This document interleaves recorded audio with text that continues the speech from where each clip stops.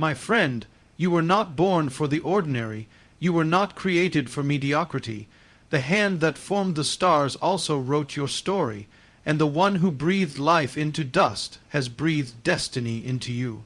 The journey you're on is no accident. It is divine. But here's the mystery. What God has prepared for you is more than you ever imagined.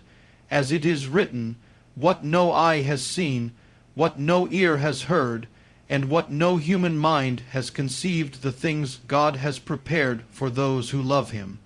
1 Corinthians 2:9. Too often we live within the borders drawn by others, by our upbringing, our failures, our fears, and the voices that told us we weren't enough.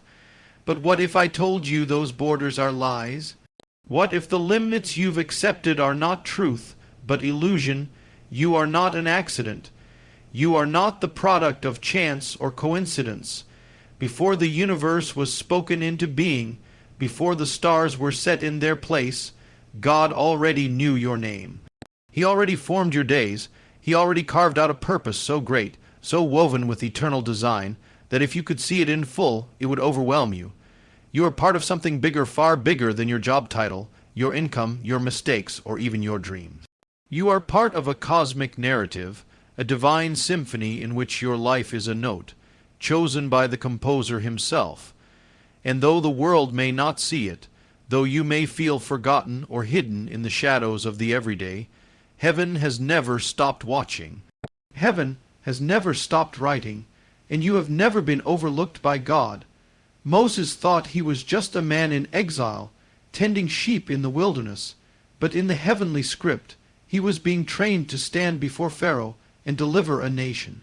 Joseph was thrown into a pit, betrayed, sold into slavery, and left in a prison, but even in chains, God was unfolding a plan that would raise him to rule over Egypt and rescue his family in famine. Ruth, a widowed outsider, thought her story had ended, but God had written her into the lineage of kings and even into the bloodline of the Messiah. What does that mean for you? It means you cannot judge your life by what you see now. The setbacks, the losses, the delays, they are not the conclusion. They are only the punctuation before a divine turning point. The author of time is not finished with your story. In fact, he's just getting started. And his plans are never small. He doesn't call the perfect, he calls the willing. He doesn't use the polished, he uses the surrendered.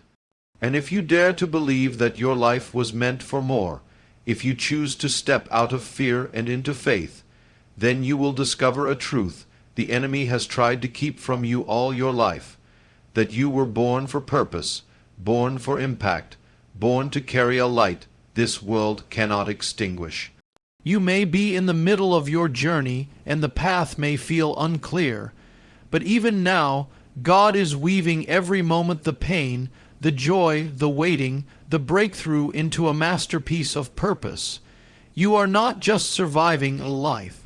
You are being written into a destiny, and when you finally stand where you're meant to stand, when you look back and see how every thread was connected, you will say with awe, it was more than I ever imagined.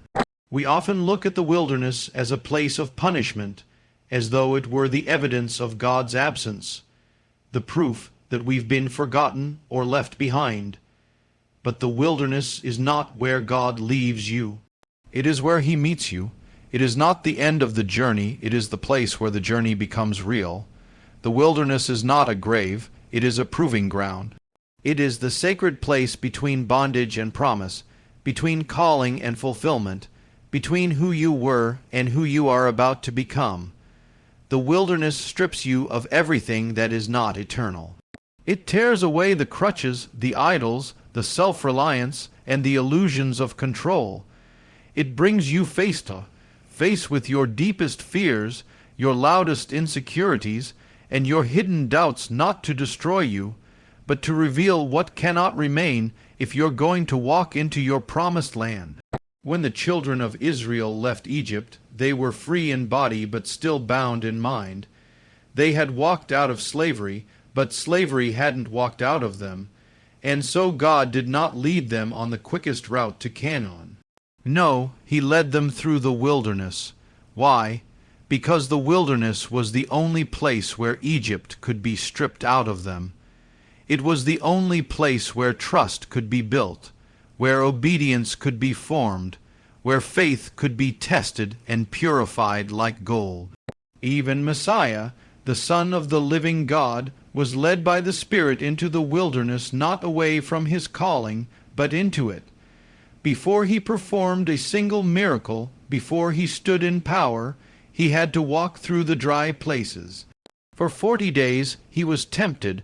For 40 days he was alone with his Father, and in that wilderness he emerged not weakened, but anointed, strengthened, and ready to begin his purpose.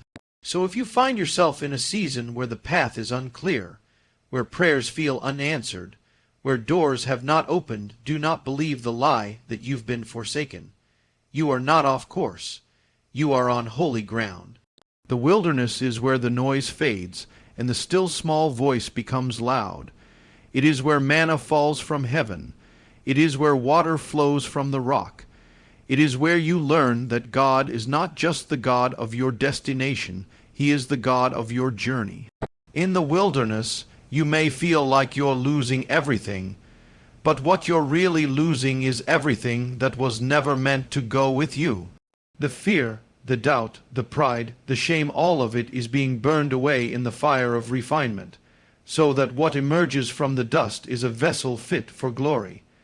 And when you come out, because you will come out, you will not be the same. You will come out like Joseph from the prison, like David from the caves, like Jesus from the desert, walking in the fullness of what God always intended for you. So don't curse the wilderness. Don't rush through it. Embrace it, honor it, learn in it, because it is not your ending, it is your preparation. It is not your punishment, it is your passage. It is the road that leads you to the promise.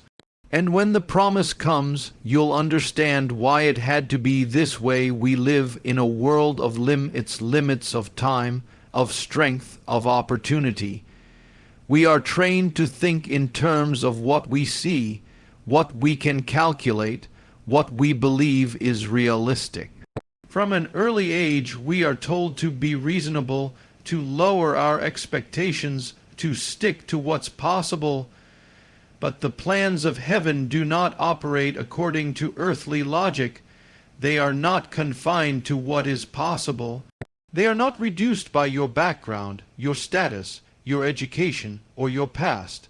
Heaven's plans are always bigger, always higher, always deeper than anything this world could ever predict.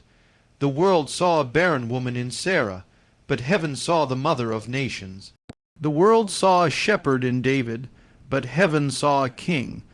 The world saw a teenage girl in Mary, but heaven saw the one chosen to carry the Savior of the world.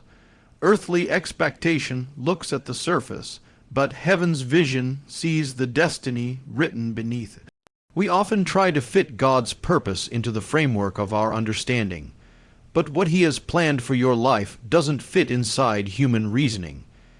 His plans interrupt patterns, defy logic, and challenge what's considered possible. That is why we must not lean on our own understanding, because if we do, we'll always live below what we were born for. When God calls you, He doesn't consult your resume. He doesn't ask the opinions of those who overlooked you.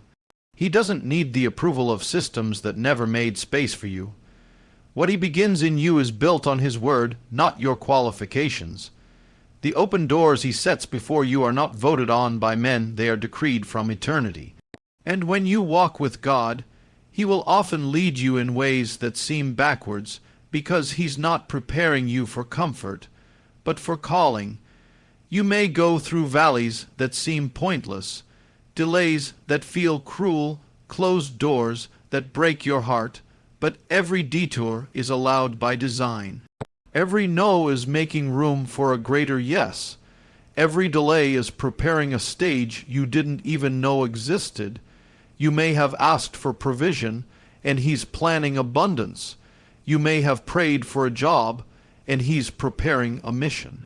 You may have cried for healing, and he's writing a testimony that will deliver others. His plans are always more than survival. They are about impact, legacy, and eternity. So stop measuring your future by your current reality. What God has for you will not be measured by what's in your bank account or on your resume. It will be measured by what He placed in your spirit before you were born.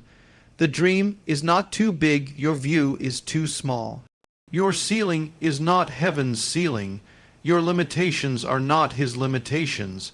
As it is written, now to Him who is able to do exceedingly, abundantly above all that we ask or think, according to the power that works in us.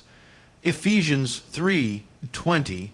That's not poetic language, that's a promise, and the God who gave it is not a man that he should lie. So raise your expectations. Pray bold prayers. Walk into rooms that intimidate you. Say yes to what looks too big for you, because if it's too big for you, then it's just the right size for God. You were never meant to live at the level of the world's expectations. You were meant to live at the level of heaven's plans. And when His purpose unfolds, when the pages of your life begin to turn into chapters of miracles, divine appointments, supernatural favor, and unstoppable purpose, you will say in wonder, "This is more than I ever imagined." So rise up, child of destiny.